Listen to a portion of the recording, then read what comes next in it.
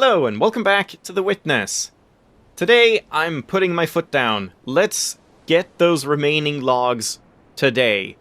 It's been almost like a week since I recorded, so I don't fully remember, but like I mentioned last time, I did get a glance of a couple of the logs, so I have a general idea of where they are. At least I know two of the ones in the mountain. I remember seeing one near the Tetris floor thing, and one in the red rocky room with a guy creating a puzzle where you open the timed door and all of that stuff. So I know two of them that I haven't listened to are there, but then there's one more in the mountain, I believe, and that one I don't remember. I might not even have seen that, so I guess we'll look around for that one. And then the one in the direction that we're looking, somewhere between the Spike Forest and Swamp, I don't really know where that would be either. So, let's start with that one. Let's head back down, and we'll just take the boat out and see if maybe it's just if I just dock here. Is that fine? Something like that. Also, I guess while we're here, we might as well do this environmental puzzle. I saw this one long ago. I think someone pointed it out too, but also just I saw it in editing, I believe. Right here is a thing.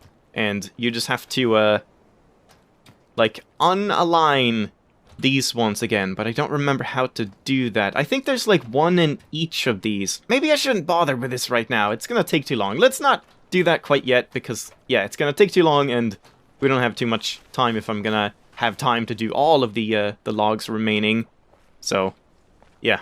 No environmental puzzles. Unless they're, right in front of my face. Yeah, so it's not here, right?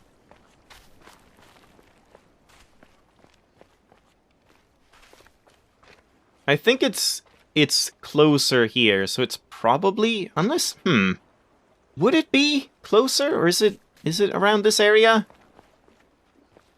Oh, there it is. Yeah, found it. Nice. Okay. Yeah, I was gonna say, it looks like something could be here. Huh. Okay, good. That didn't take long. But then the final mountain one, I'm not too confident about. So let's see what this one contains. We have two kinds of knowledge which I call symbolic and intimate. I do not know whether it would be correct to say that reasoning is only applicable to symbolic knowledge, but the more customary forms of reasoning have been developed for symbolic knowledge only. The intimate knowledge will not submit to codification and analysis, or rather, when we attempt to analyze it, the intimacy is lost and replaced by symbolism. I'm not following. For an illustration, let us consider humor. I suppose that humor can be analyzed to some extent and the essential ingredients of the different kinds of wit classified. But it's Suppose more that intimate? we are offered an alleged joke. We subject it to scientific analysis as we would a chemical salt of doubtful nature, and perhaps after careful consideration, we are able to confirm that it really and truly is a joke. Logically, I suppose, our next procedure would be to laugh. Haha. But it may certainly be predicted that as the result of this scrutiny, we shall have lost all inclination we ever had to laugh at it. It simply does not do to expose the workings of a joke. Classification concerns a symbolic knowledge of humor, which preserves all the characteristics of a joke except its laughableness. The real appreciation must come spontaneously, not introspectively. I don't know if I agree with that. I think this is a not unfair analogy for our mystical feeling for nature, and I would venture even to apply it to our mystical experience of God. There are some to whom the sense of a divine presence irradiating the soul is one of the most obvious things of experience. In their view, a man without this sense is to be regarded as we regard a man without a sense of humor. The absence as a kind of mental deficiency. We may try to analyze the experience as we analyze humor and construct a theology, or it may be an atheistic philosophy. Let us not forget that the theology is symbolic knowledge, whereas the experience is intimate knowledge. That makes And sense, his at laughter least. cannot be compelled by the scientific exposition of the structure of a joke. So a philosophic discussion of the attributes of God, or an impersonal substitute, is likely to miss the intimate response of the spirit, which is the central point of the religious experience. Arthur Eddington, 1927. Yeah, I mean, I suppose that makes sense as a way to compare the two, as a like metaphor or simile or whatever it is. I forget the word, but I'm not sure I entirely agree that like if you analyze a joke, it will not be funny, and you only laugh at jokes through like sort of instinct or like spontaneous reaction. Because I mean, you do. But, like, if you don't understand the joke, if you don't understand what is funny about the joke, then you wouldn't laugh, right? Like, that's the whole thing with, explaining a joke kills it. But then people that don't understand the joke won't find it funny, and then they'll need it explained so that they can see what is funny about it, or at least, like, understand how people think it's funny or something. Like, when someone tells you a joke or says something that is supposed to make you laugh, it'll only make you laugh if you understand why it's supposed to make you laugh. Like, if you can see the humor in it, right? So, it's not like a purely just instinctual thing. There has to be some, like, mental processing in your head. So, I don't know, like, I understand where it's going with that, but I kind of disagree with that entire logic and, like, comparing that to a religious experience and stuff, but maybe I just didn't quite understand it well enough. But yeah, also, no clue why it's in this spot, really. Symbolism or intimate knowledge and experience. I don't know why that's specifically here, but oh well, I suppose we'll leave that. So that's good. Alright, 1 down, I believe 3 to go. I'm not entirely sure about that. I suppose before we go into the mountain, maybe I should swing by the lake and reconfirm that. Or should I? Nah, let's head in. I can look at that later. Let's take the shortcut in? Right? Yeah, I think it's quicker to... Oh, not this way. Quicker to take the shortcut.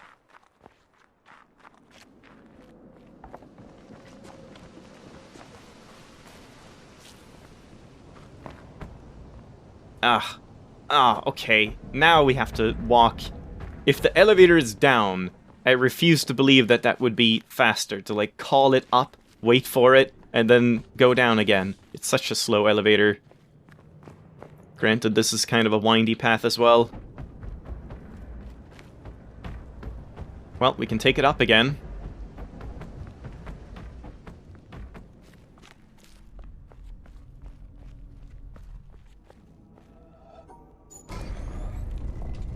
Oh yeah, I saw kind of an interesting post as well about this game where someone was trying to figure out if there was more to this area, because when you step on this pressure plate, you hear these unlock,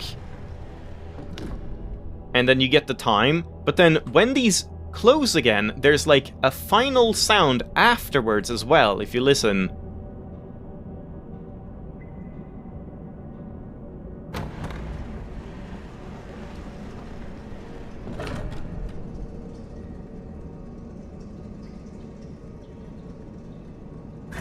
There, that sound. And someone was saying that, like, oh man, maybe that's to indicate that something else somewhere is also open and is on a timer, a different timer or something. But if you paid attention, the pressure plate below here was like rising, and then as soon as that sound happened, the pressure plate stopped. So I'm pretty sure that's just like the pressure plate is reset and ready to be used again, because if you try and step onto it while these have closed, but the pressure plate isn't reset, then nothing will happen. And I suppose it's just like a little bit of punishment, time investment, when you mess up these puzzles or something. I don't know. But anyway, thought that was kind of an interesting thing, and people are still trying to figure out more secrets in this game, though I think generally people agree that we've probably figured out pretty much everything because of no clipping and checking like the code and all of that stuff. But yeah, still interesting. So, I believe there is a log in this room somewhere. I don't know exactly where. So that's what we have to find, but oh, there it is. Yep, I distinctly remember seeing this, like, red tint in these rocks. So, alright, let's listen to this one. In any case, our 3-days-old infant cannot be very confident of any interpretation it puts on a universe which it only discovered a minute or two ago. Am I supposed to have listened to something before this one? Maybe I shouldn't be listening to this one now. Maybe I should listen to, like, the previous one first? We have said it has 70 years of life before it, but in truth... Hold on. Because, yeah, I believe this one is right here under the stairs. Oh, yeah, right there.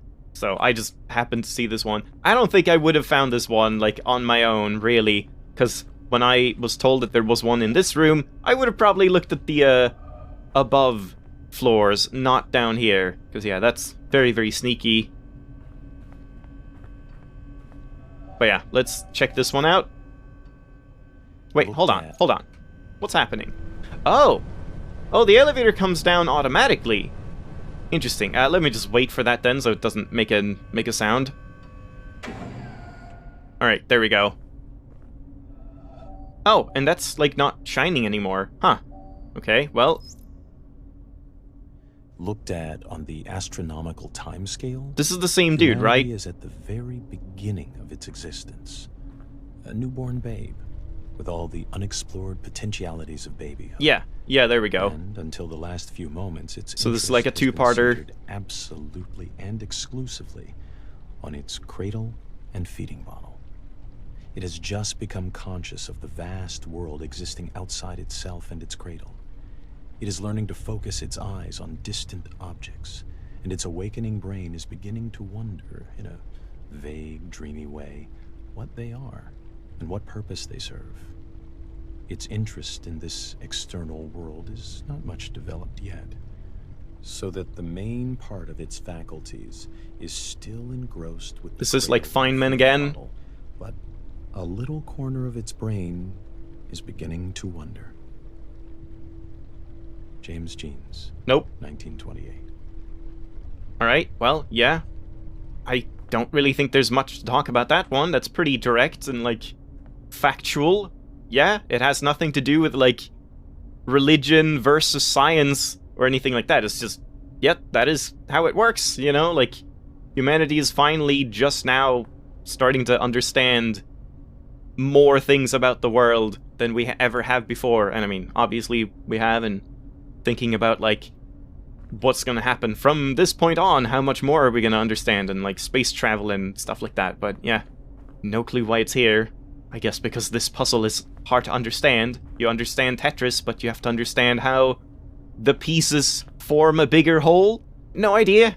Something like that. But yeah, then we have this one as the follow-up. I'm just gonna go back here because it's quieter. In any case, our 3-days-old infant cannot be very confident of any interpretation it puts on a universe which it only discovered a minute or two ago. We have said it has 70 years of life before it, but in truth, its expectation of life would seem to be nearer to 70,000 years. It may be puzzled, distressed, and often irritated at the apparent meaninglessness and incomprehensibility of the world to which it has suddenly wakened up. But it is still very young. It might travel half the world over before finding another baby as young and inexperienced as itself.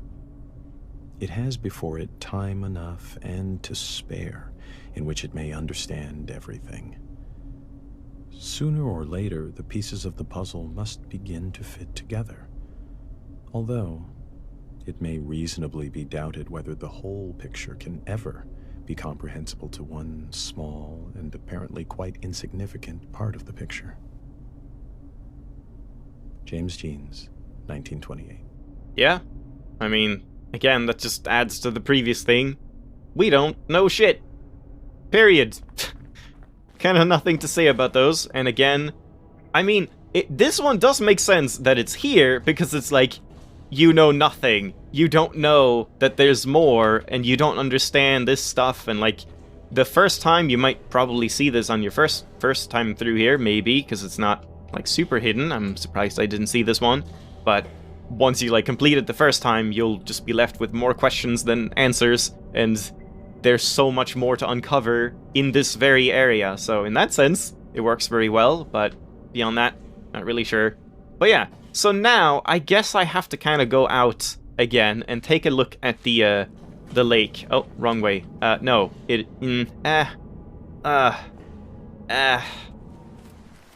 Alright, so we got that one and this one now. And over here, we have one remaining. And, I mean, it has kind of few leaves, I suppose, but which one would this be? Yeah, this is what I really don't know, and I might just want to look this up. But I suppose we got all of the other ones for free this episode, pretty much, so I guess I should look around at least a little bit, but it's just there's no real indication in this sort of area, because yeah, the lily pads, the leaves are not quite as reliable as I had hoped, because like I would say, oh, this is a little further down than these ones, but that wasn't true. Like this one, was it? Or it was this one that was like all the way down, right? Like this is the one in the red. That doesn't even make sense. Why would this one be so far away if this is the red cave and then this is the staircase or something like that? I can't remember. That just like doesn't quite add up in terms of distance, does it? I don't know, I'm just confused. This area of the lake, compared to everything else is like perfect and seems to be very well indicated and stuff. This area is just a clusterfuck, and yeah, it's hard to tell where anything is. But it would be to the left-ish. But like, what does that even mean? And maybe it's up on top instead. Yeah, part of me just wants to look it up, because I feel like even just going over there and trying to look around is not gonna amount to anything. Also, hold on, let me just have another quick look around, just to confirm that there are no other lilies that are unopened. Yeah, as far as I can tell, it's just that one. Just a single one left. Alright, I mean, I'll do like a quick token pass through, I suppose, like at the top and stuff, but oh man, should I even do that? It's kind of late in the episode already. I don't think I'm going to do it, because I don't know how long this log is, so I would rather just have time to like listen to it and stuff. I'm just gonna look it up, or at least try and get like a hint, but again, it's hard to get hints when you try and look stuff up. But if I can just like see a tiny screenshot with no real identifying information, that would be good. What the hell? Okay, I saw a screenshot, and it was quite identifying, so I think I know where it is, but it looks really weird. I don't really understand, like, how is there a log there? I don't know. We'll see, I suppose. I think it's probably quicker to go down the normal way here. And I think this one might have been the one that was, like, hinted to me. Not the one under the Tetris stairs.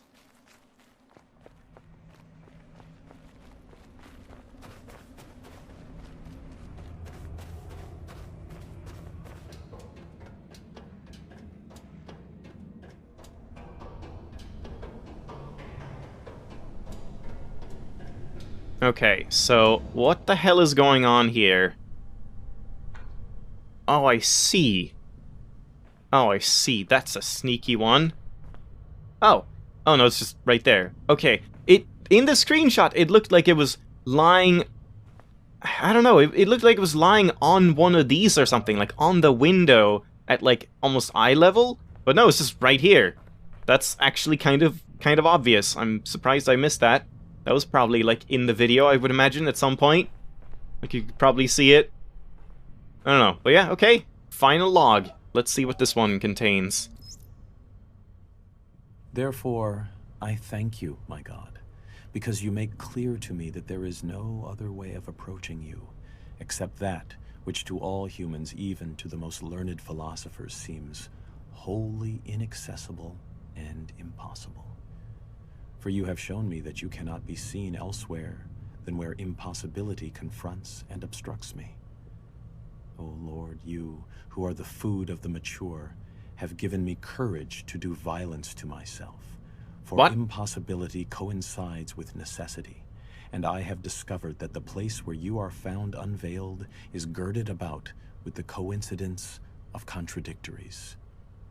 This is the wall of paradise, and it is there in paradise that you reside. The wall's gate is guarded by the highest spirit of reason, and unless it is overpowered, the way in will not lie open. Thus, it is on the other side of the coincidence of contradictories that you will be able to be seen, and nowhere on this side. If, therefore, impossibility is necessity in your sight, O Lord, there is nothing which your sight does not see. Nicholas of Cusa, 1453. Good old Nicholas of Cusa. We're ending on him. Yeah, I don't know about that. Like, I understand that's supposed to... It's like a justification for beliefs and stuff. Like, it just kind of doesn't make sense to me. They're not supposed to make sense. You have to, like, throw logic out the window and, like, look past all of the contradictions and things that seem completely wrong and just believe anyway. And only then will you be truly enlightened if you just, like, stubbornly stick to a belief, even if it's, like... Even hypothetically, if it was proven wrong, you would still stick to it because that's just faith, I guess. I don't know. Can't really say I agree with that sort of devotion. Like, faith is fine in and of itself, but trying to claim that the contradictions and impossibility of the thing being true is the reason it's true, that just seems like an excuse in a weird way, but I don't know. I guess that's kind of just the thing. You're supposed to just have faith, no matter what. And, well, it makes sense why it would be here, because this puzzle, this area, is literally impossible, and we just have to have faith that we can walk on this bridge made of light that is clearly physically impossible and stuff. So in that sense, I like it, and good placement, and it's kind of fun to have a little bit of a nod that, like, yeah, this is completely and utterly ridiculous. We know that. Like, these puzzles in this chamber, because it's one of the more, like, outlandish things in the game, where it's, like, complete just suspension of disbelief. But yeah, I suppose that's it. That's all of the logs. We're done. So now, we just have environmental puzzles left. So... I suppose we'll end it off here, and then we'll end it off at the top of the mountain, I suppose. Fitting, again, overlooking the world. We're done. Now, let's hunt for some environmental puzzles next time. I guess we'll start in the swamp, just because those have been, like, screaming at me in the back of my head for a long time, and then I'll probably just go and try and do, like, each pillar sort of methodically, maybe starting from the earliest point. The one near the town dock, and we'll move on from there. So, thanks for watching, hope you enjoyed, I'll see you next time. Bye-bye!